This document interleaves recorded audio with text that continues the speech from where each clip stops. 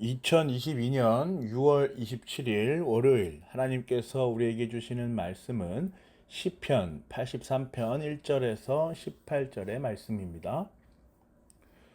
시편 83편은 주의 백성이 겪고 있는 불안과 공포 가운데 침묵하시는 하나님께 대하여 탄식하는 기도, 곧 간구의 시입니다. 시편 저자는 전반적으로 계속해서 불안해하고 있습니다. 3절과 5절을 보세요. 그들은 주님의 백성을 치려고 음모를 꾸미고 주님께서 아끼시는 이들을 치려고 모의하며 가자 그들을 없애버리고 나라가 되지 못하게 하자 이스라엘이라는 이름을 다시는 기억하지 못하게 하자라고 말합니다. 그들은 한 마음으로 모의하고 주님과 맞서려고 동맹을 맺었습니다. 주님의 백성, 주님께서 아끼시는 이들은 모두 하나님께서 영원전 택하신 자들입니다. 그런데 이방 나라들이 하나님을 알지 못하고 인정하려고 하지 않는 나라들이 하나님께서 영원전 택하신 자들을 무너뜨리려고 하고 있는 것이죠. 하나님의 백성을 무너뜨리려는 그들의 의도를 한번 보세요. 다시는 기억하지 못하게 하자. 아주 강한 의지를 보여주고 있지 않습니까? 기억을 지워버릴 만큼의 완전한 소멸을 이들은 계획하고 있는 것입니다. 또 그들은 한 마음으로 모의하고 동맹을 맺었습니다. 무엇 때문이죠? 바로 주님과 맞서기 위해서입니다. 이렇게 생각해 보면 어쩌면 이들도 하나님의 존재를 알고는 있는 게 아닐까라는 생각이 듭니다. 창조주이시며 이 세상의 주권자이신 절대적 권위의 하나님을 알고 있다는 추론이 될 수 있죠.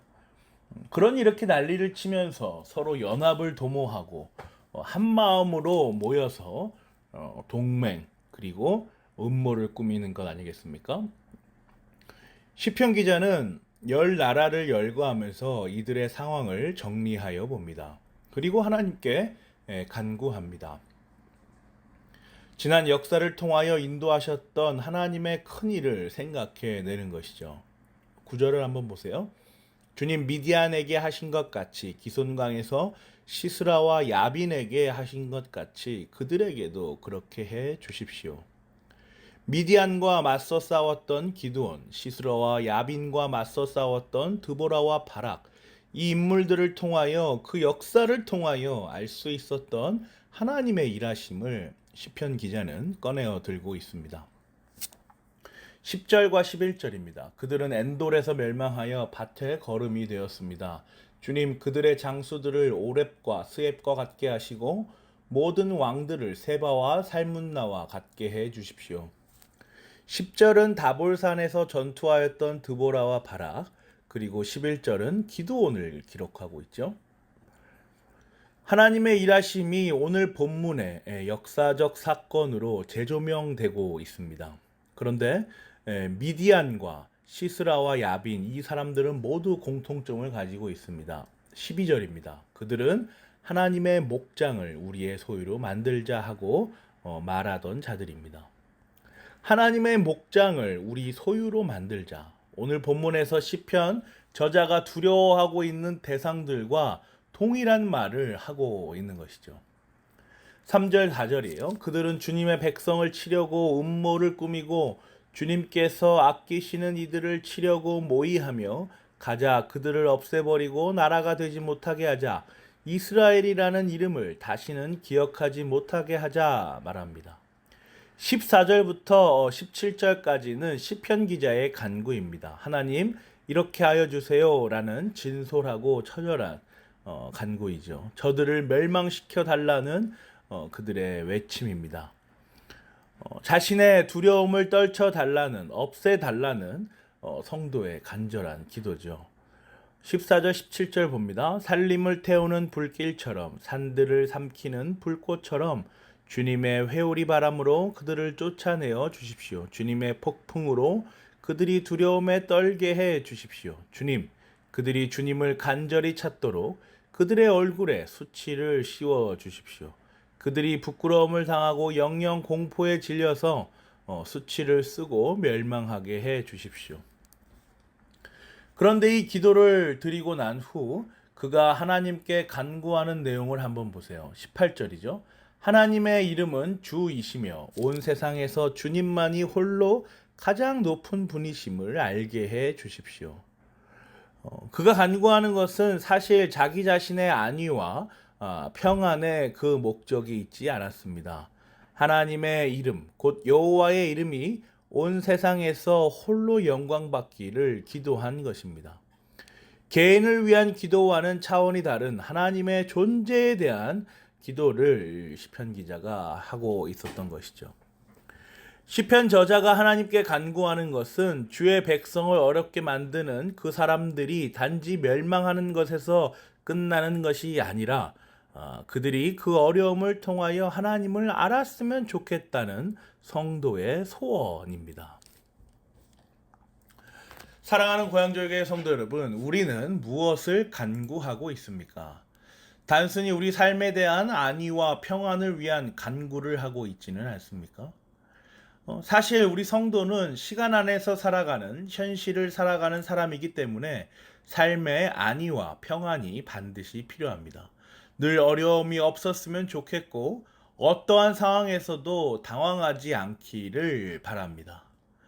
그런데 오늘 말씀은 그것이 나쁘다. 그러니까 삶에 대한 안위와 평안을 위한 기도가 나쁜 것이다. 성도로서 옳지 못한 간구다. 이렇게 말하는 것이 절대로 아닙니다. 이걸 혼동하시면 안 돼요. 오늘 본문은 그 차원을 넘어서는 이야기를 하고 있는 겁니다. 무엇보다 근본적인 간구를 하고 있는 거죠. 그 간구를 제시하고 있는 거예요.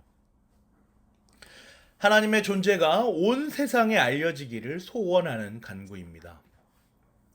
단순히 내가 잘 살고 잘 먹는 것을 뛰어넘는 하나님의 존재가 드러나기를 소원하는 간구인 것입니다. 오직 하나님만을 홀로 가장 높으신 분임을 온 세상이 알기를 바라는 성도의 간절한 기도이죠. 그래서 우리가 이렇게 살펴보면 이 마지막 18절에 그의 간구의 목적, 그러니까 성도가 기도하는 목적이 나와 있는 것이죠. 그렇게 우리가 이 상황을 1절부터 18절까지를 이해해 보면 이 성도가, 이 시편 기자가 마냥 두려워하고 있는 것만은 아님을 우리가 알 수 있습니다. 두려워 보이고 주변이 망하게 해주십시오, 나를 살려주십시오라는 그 불안하고 그 당황스러워하는 그 상황들을 우리가 보고 있는 것 같지만 사실 이 시편 기자는 하나님께서 나를 분명히 지켜주실 것이다. 나를 분명히 구원하여 주실 것이다. 나를 분명히 가장 선한 방법으로 인도해 주실 것이다 라는 확신이 있는 겁니다. 그렇지 않고서는 18절의 기도를 할 수가 없는 것이죠. 하나님의 이름은 주시며 온 세상에서 주님만이 홀로 가장 높으신 분임을 알게 해 주십시오. 그렇게 어렵고 사면초가의 상황에서 이런 기도가 나오겠습니까? 비록 자신이 어렵고 힘든 가운데 있지만 하나님을 신뢰하는 자신의 삶이 분명 하나님께서 인도하시는 가장 아름다운 모습으로 펼쳐질 것에 대한 확신이 있기 때문에 이런 기도도 할 수 있는 것 아니겠습니까? 엄청난 내공이죠. 엄청난 묵상의 축적이 이 시편 기자의 기도 속에서 우리가 추론해낼 수 있습니다. 기도는요, 우리 삶 전반에 나타나는 매우 구체적이고 현실적인 간구입니다. 이 시편 기자는 그런데 이 현실적이고 구체적이며 실제적인 기도에 온 세상에 하나님의 존재가 퍼져나가 알려지기를 간구하고 있는 것이죠. 자신이 생각할 때 가장 구체적이고 가장 현실적이며 가장 실제적인 기도가 그 문제가 이 세상에 하나님의 이름이 올려지는 것이다 라고 생각하고 있는 겁니다. 아주 대단하지 않습니까? 기도의 영역을 확장하기를 원합니다. 기도의 영역을 좀 더 높은 곳을 바라보며 기도하고 간구하기를 원합니다.